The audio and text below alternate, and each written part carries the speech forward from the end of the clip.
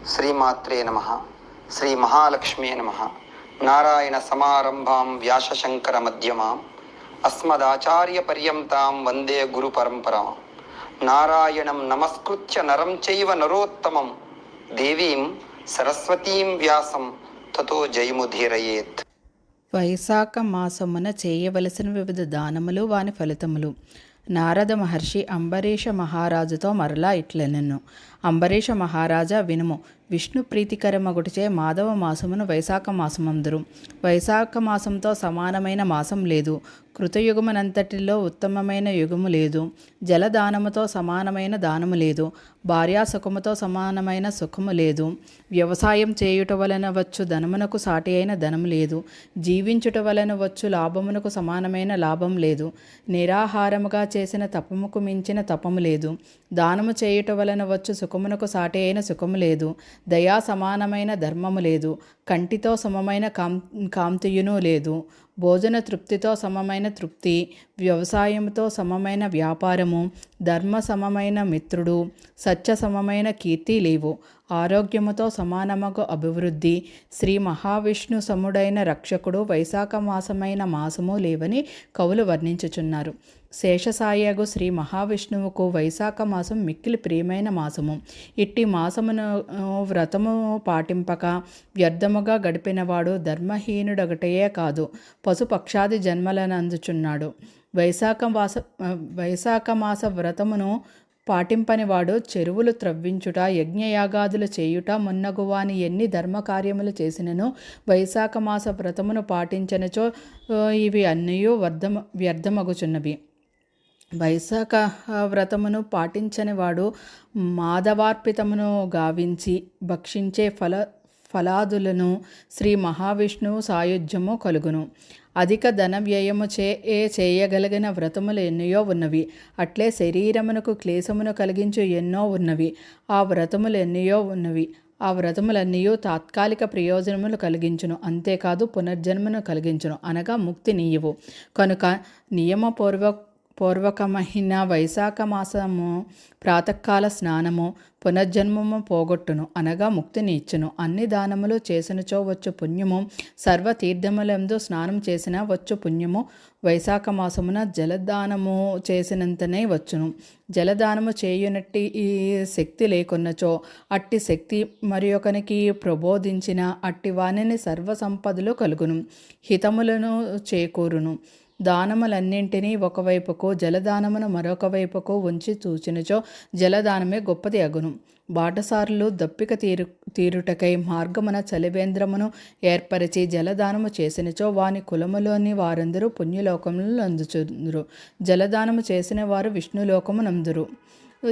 చలివేంద్రము ఏర్పాటు చేయుటయే బాటసారులు సర్వదేవతలు పితృదేవతలు అందరూ సంతృప్తులు ప్రీతి నంది వరములు నివ్వును. ఇది నిస్సంశయముగా సత్యము సుమా.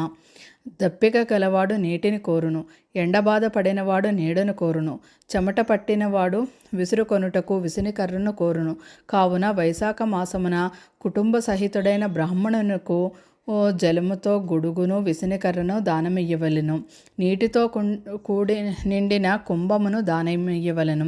ఇట్లు దానము చేయువాడు జాతపక్షియే జన్మించును. చాతపక్షి అనగా భూసర్పకల నీటిని త్రాగినా చనిపోవును. కావున మబ్బు నుండి పడుతున్న నీటి బొట్టును క్రింద పడకుండా ఆకాశమునే త్రాగియుండును. ఆ నీరే వానిని జీవనాధారమై ఆహారమని కవులు వర్ణింతురు.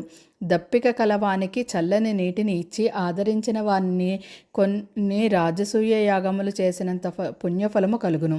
ఎండకు అలసిన వానికి బ్రాహ్మణునకు విసునికర్రతో విసిరి ఆదరించిన వాడు పక్షరాజై త్రిలోక సంచార లాభమునందును. అట్లు జలము ఈయని వారు బహువిధములైన వాతరోగములందు పీడితులగుదురు. ఎండకు అలసిన వానికి విసురుకొనుటకు విసునికర్ర లేనిచో ఉత్తరీయముతో విసిరినవాడు పాప విముక్తుడై విష్ణు సాయుధ్యమునందును. పరిశుద్ధమైన మనసుతో భక్తితో తాటియాకును విసునికర్రగా ఇచ్చినను సర్వపాప విముక్తుడై బ్రహ్మలోకమునందురు. అలసటను వెంటనే పోగొట్టునట్టి విసునుకర్రను ఈయని వాడు నరకలోక బాధములందు భూలోకమును పాపాత్ముడై జన్మించును. గొడుగు దానము చేసినచో అది భౌతిక, ఆది దైవిక, ఆది ఆత్మిక దుఃఖములు నశించును. విష్ణు ప్రియమైన వైశాఖమున గొడుగు దానమనీయన వాడు నిలువ నీడలేని వాడే పిశాచమై బాధపడును. వైశాఖ మాసమున పాదుకలను దానమనిచ్చిన వాడు యమదూతలను తిరస్కరించి విష్ణులోకమునకు చేరును. మరియు ఇహలోకమున బాధలను పొందడు, సర్వసుఖములను పొందును.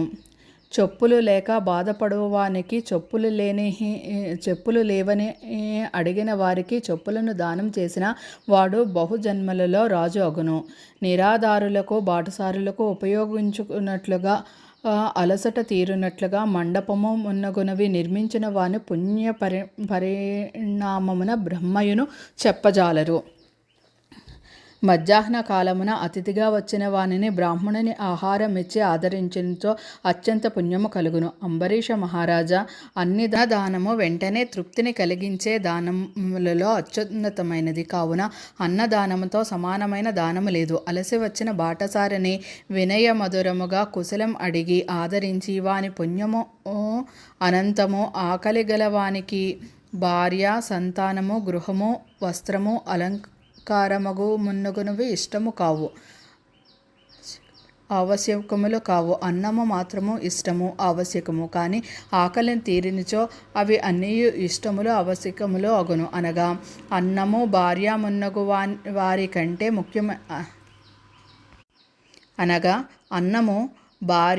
భార్య మున్నగు వారి కంటే ముఖ్యమైనది, ప్రశస్తమైనది. అట్టి అన్నదానము అన్ని దానముల కంటే ఉత్తమమైనదని భావము. కావున అన్ని దానములో సమానమైన దానమునకు ఇంతకు ముందు లేదు, ముందు కాలమున కూడా ఉండబోదు. వైశాఖ మాసమున అలసిన బాటసారికి బ్రాహ్మణునికి జలదానము, ఛత్రదానము, వ్యజనదానము, పాదుకాదానము, అన్నదానము మున్నగు వానిని చేయని వారు పిశాచమై ఆహారం దొరకక తన మాంసమును భక్షించునట్టి దుర్వ్యవస్థను పొందుదురు. కావున త్రిలోకవాసులందరూ అన్నదానము మున్నగు వానిని యథాశక్తిగా చేయవలెను. రాజా, అన్నము పెట్టనివాడు తల్లిని తండ్రిని తన ఆదరణ మున్నగు వానిచే మరిపించును. కావున త్రిలోకవాసులందరూ అన్నదానముచే సర్వోత్తమమైన దానమును మెచ్చుచున్నారు. జన్మనిచ్చిన తల్లిదండ్రులు కేవలం జన్మనిచ్చిన అన్నదాతలు మాత్రమే.